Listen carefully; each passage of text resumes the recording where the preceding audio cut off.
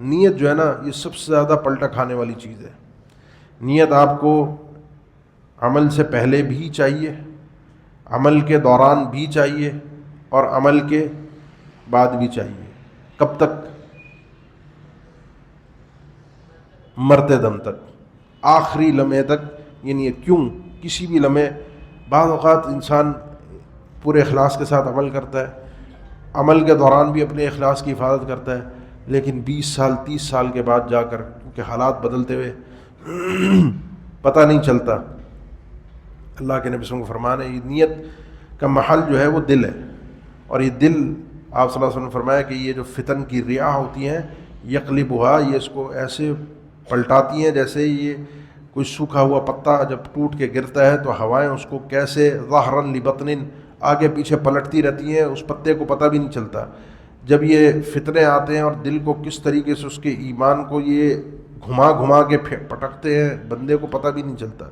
30-40 سال بعد جا کے وہ اپنے پرانے عمل کو ذکر کرتا ہے، میں نے جب حج کیا تھا 30 سال پہلے تو یوں تھا اور یوں تھا۔ اس وقت اس کے بتانے کا مقصد یہ تھا کہ لوگوں کو پتہ چل جائے میں نے حج کیا تھا۔ میں جب افغان جہاد میں تھا 80 کی دہائی میں تو اس وقت یوں ہوا تھا اور یوں ہوا تھا۔ اس وقت بندے نے شاید اخلاص کے ساتھ کام کیا ہو، جہاد کیا ہو، آج آ کے وہ 40 سال کے بعد اپنے اس عمل کو، اگر وہ چاہتا ہے ریاکاری، اس کا ذکر کرنا اخلاص کے منافی نہیں، ہم کسی کی نیت پر شک نہیں کر سکتے کہ اس نے اپنے پرانے عمل کو ذکر کیا ہے تو لہذا اس کا عمل باطل ہو گیا۔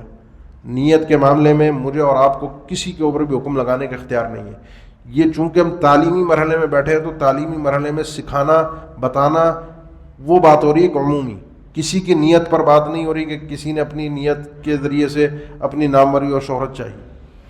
تو 30-40 سال بعد آ کے اگر اس نے یہ چاہا کہ میرے اس عمل کے ذریعے سے، میرے اس عمل کے متعلق لوگوں کو پتہ چلے کہ میں تو افغان جہاد میں، میں تو حج کر کے، میں تو فلاں وقت میں یہ کام، یہ بڑی نیکی کا کام کیا تھا، ہم تو یوں تھے، ہم تو یوں تھے، ہم تو یوں تھے، تاکہ لوگوں کو پتہ چلے میں کتنی بڑی شخصیت ہوں، میں کتنے بڑے کارنامے، اس وقت شاید اخلاص کے ساتھ کام کیا، اور 40 سال بعد آ کے اپنے اس اخلاص کا اس نے جنازہ جو ہے وہ نکال دیا۔ یہ اتنا سخت معاملہ ہے کہ نیت کو ہر وقت قید کر کے رکھنا پڑتا ہے، عمل سے پہلے بھی، دوران عمل بھی، اور عمل کے بعد بھی۔ اور کسی وقت بھی یہ نیت نکل کے کہیں بھی جانا چاہے تو 2 جگہوں پہ جا سکتی ہے۔ نیت اخلاص کا نام ہے اللہ کے لیے، یہ نکل کے جائے گی بعض اوقات کسی جائز چیز کی طرف اور بعض اوقات کسی حرام چیز کی طرف۔ تو یہ جیسے جیسے نکل کے کہیں اور جانا شروع ہو، ویسے ویسے پلٹ کے اس کو گھیر کے پکڑ کے واپس لانا ضروری ہے اخلاص کی طرف۔ کیسے؟ کہ انسان اپنے اندر اپنے دل سے بات کرے۔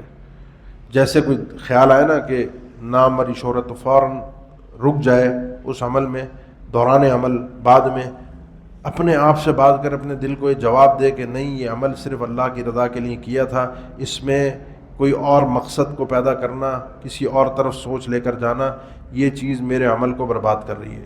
یہ ہے ایک جنگ ہے جو انسان اپنے آپ سے لڑتا ہے، اپنے آپ کو بار بار سکھاتا ہے، اپنے آپ کو بار بار دہراتا ہے، بار بار یاد کرواتا ہے کہ ہم ایسے نہیں، ایسے ایسے نہیں، ایسے میں نے اللہ کی رضا کے لیے کرنا ہے، میں نے صرف اپنے رب کو راضی کرنا ہے، میرا مقصد یہ ہے۔ یہ جنگ اپنے آپ سے لڑنی ہے، کیونکہ شیطان آپ کو بخشنے والا نہیں ہے، وہ بھی آپ کی آخری سانس تک پورا وار کرتا ہے، اور آپ نے بھی آخری سانس تک اس سے لڑنا ہے۔ اور شیطان کا سب سے مضبوط وار اسی چیز پر ہوتا ہے، اخلاص، سب سے مضبوط وار۔ اس کے علاوہ اور بھی راستے ہیں اس کے پاس، لیکن یہ سب سے خطرناک ہے۔